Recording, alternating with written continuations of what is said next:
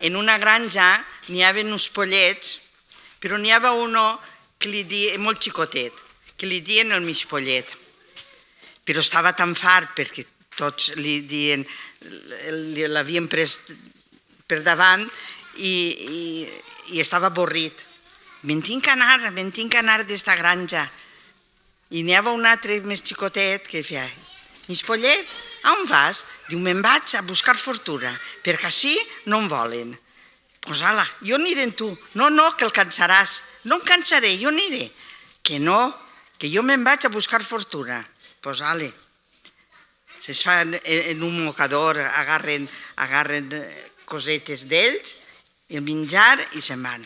I anda que andaràs i nunca llegaràs. I vas començar a ploure. No, i diu, mig pollet, estic cansaet. Ja el dia jo que no vingueres.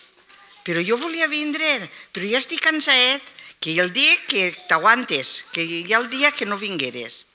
Però tant li va dir que diu, doncs mira, obri el florinet i entra per dins.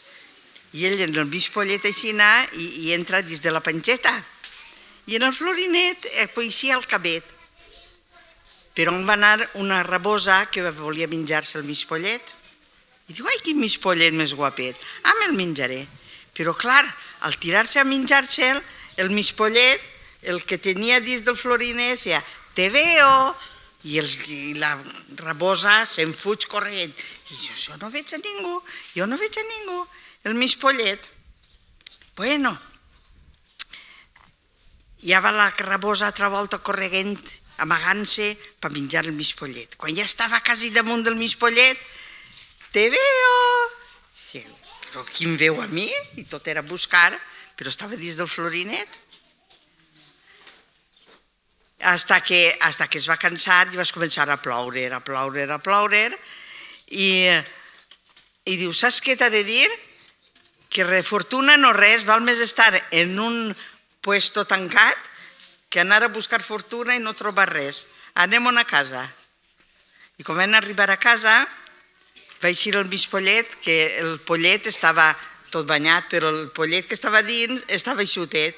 Diu, sí, jo he agarrat una banyà i tu estàs sequet, ara ves i encén el foc que vull calfar-me.